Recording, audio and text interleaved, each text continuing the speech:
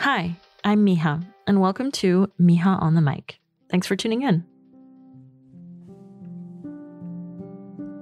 This week, we're going to talk about familia, family. Specifically, the very first person to make me a Mija, a daughter. I want to talk about the woman who inspired me to be a good person and to follow my dreams like she did once, because she shaped so much of who I am today.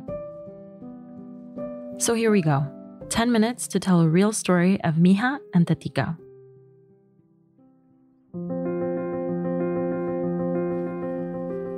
I'm 6 years old holding an ice cream cone. I'm eating it quickly so it doesn't melt. My hands are all sticky, but I grab Tatica's hand anyway. I don't want to let her go. I love holding her hand. We're like best friends walking together. I count the gum stuck on the sidewalk, and the 7 train rumbles above us as we walk. Mother and daughter. Madre e hija. Together we walk down the street with sticky hands. I am not alone.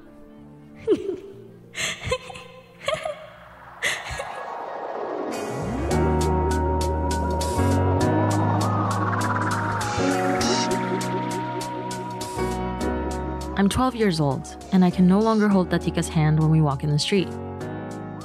I cannot remember when it happened. We had an argument about it, I think.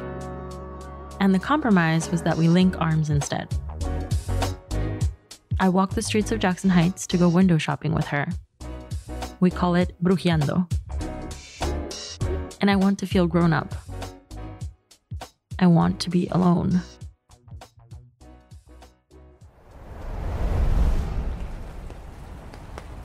I think a lot about that feeling, wanting to get away, wanting to feel more my own person.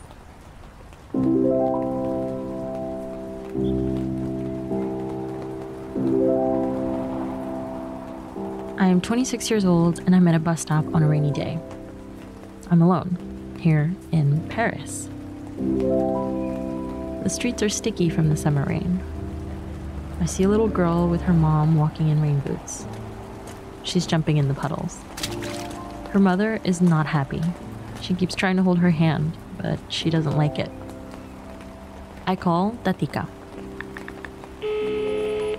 Hello, Mami. I stop myself. I cannot tell her I'm sad, or nostalgic, or emotional. The distance is too much. The pain is too much. She will be sad if I tell her I'm sad. So, we have a code. I say, Mami, tengo mimitis aguda.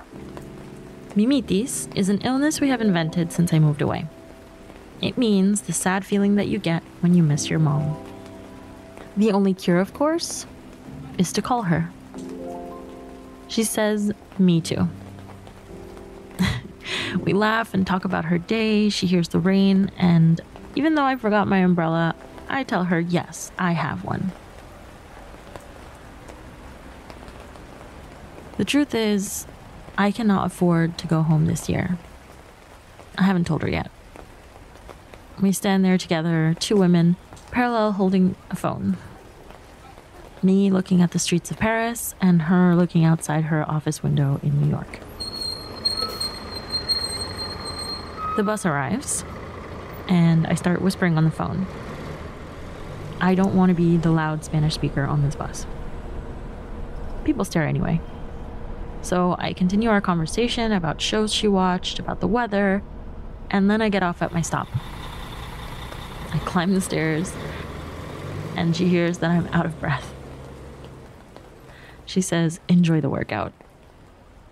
I laugh. And enter my apartment soaking wet from the rain, but smiling. Things aren't okay, but they always work out in the end. And even though she doesn't know why I need to hear it, she says, todo va a salir bien. And for this brief moment, neither one of us is alone.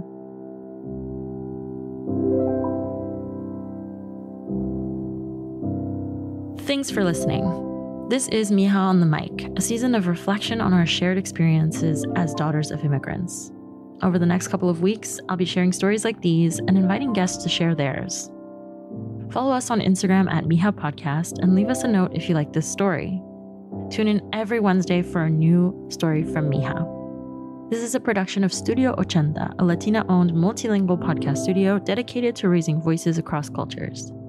For more from Studio Ochenta, follow us at Ochenta Podcasts on Instagram. That's Ochenta Podcasts with an S at the end on Instagram. Next week, we're going to hear from another daughter of immigrants whose connection with her family serves as a huge connection and inspiration to her work. Stay tuned. And don't forget, this season is also about you. If you have a story you'd like to share, I invite you to reach out on Instagram at Mija Podcast and leave us a message with a short story or memory of yours that warms your heart. We'll read it out loud on the show. Thanks for listening. Ciao.